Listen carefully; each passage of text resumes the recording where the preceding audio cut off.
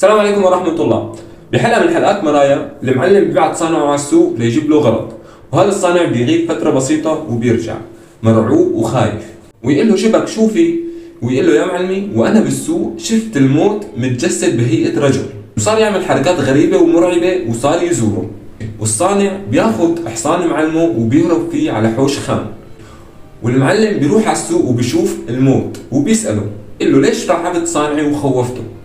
وبيرد عليه وبيقول له ابدا لا انا ما رعبته ولا خوفته، بالعكس تماما انا تفاجأت بوجوده هون مع انه مكتوب عندي انه المساء راح يموت بحوش خان وبما يسمى General Anxiety Disorders، اضطرابات القلق العام، واللي طبقا لدراسة سنة 2009 يلي بيعاني منها 10% من العالم العربي اللي اسمها سانتوفوبيا. المصاب بهي الفوبيا عنده فوبيا من الموت وما بيفكر الا فيه.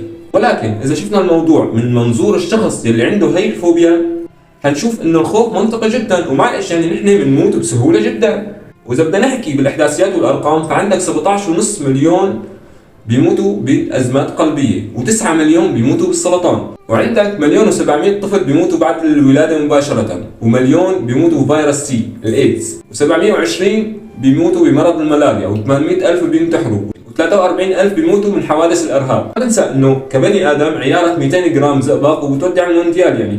والسؤال هون اذا حمينا حالنا وحصلنا حالنا وقعدنا بالبيت ممكن هالشي يمنع الموت عنا؟ والاجابه قطعا انه بنموت، بس السؤال انه ليش نحن بنموت؟ ليش ما بنضل عايشين للابد؟ طيب احسن ما نتزوج ونخلف اولاد ويجننونا مشان شو؟ مشان يشيلوا اسمنا. طب نحن بنشيله ولا هو ثقيل يعني ما بنحسن نشيله؟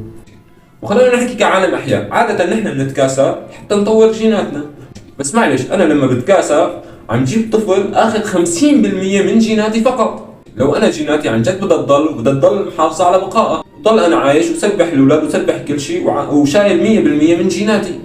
طبعا هي النظريه غلط، جينات شو يلي انت حتضمن انه تضل عايشه مع بعضها؟ ولكن الاهم هل الجينات هي بدها هالشيء او لا؟ الاحياء ريتشارد دوكنز في كتابه ذا سيلفيش جين وبيقول انه اسهل طريقه لتتخيل فيها الجينات هي سيلف انترستد ايجنتس، انه كل جين بدور على البقاء لنفسه وما بيهمه بقيه الجينات. ونحن ما بنقصد انه الجين بفكر بكل هدول طبعا، هو شيء في الجين يعني، ولكن دوكنز قصده انه المشاهدات يلي بنشوفها ممكن تبسيطها لهذا التخيل.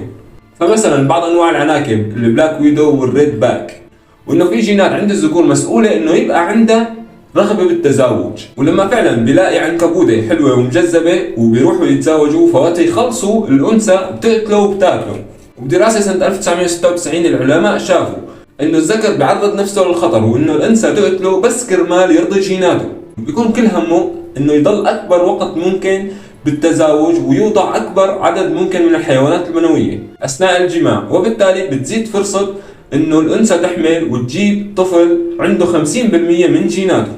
وبعد هذا السيناريو المؤلم يلي حكيناه بنشوف انه جينات الرغبه بالتزاوج ادت لموت العنكبوت كله، والجينات ما اهتمت ابدا، خلص هي استثمرت حالها. مو مشكله العنكبوت يموت ينعفس، المهم انا كجينات كمل الاجيال الجايه. وبنستنتج انه التكاثر الجنسي بين الذكر والانثى غرضه الاول هو تكوين مجموعه مختلفه من الجينات بحيث تقدر تقاوم ويكون لها فرص اقوى للبقاء، او اذا حصل اي تغيير بيئي او مناخي. ومشان هيك التكاثر الجنسي افضل إلنا او بمعنى اصح لجيناتنا على المدى الطويل، يعني الجينات همها هو الوصول للجيل الجاي مهما كانت الوسيله. شو علاقة هالشي بالموت؟ طيب انا ما بدي موت. طيب نعطيك مثال ثاني، مثال انا شاب هلا 24 سنه مثلا بين ما اعمل واسس ولاقي بنت الحلال، 24 سنه عم اتزوج واتكاثر يعني عم طور جيناتي.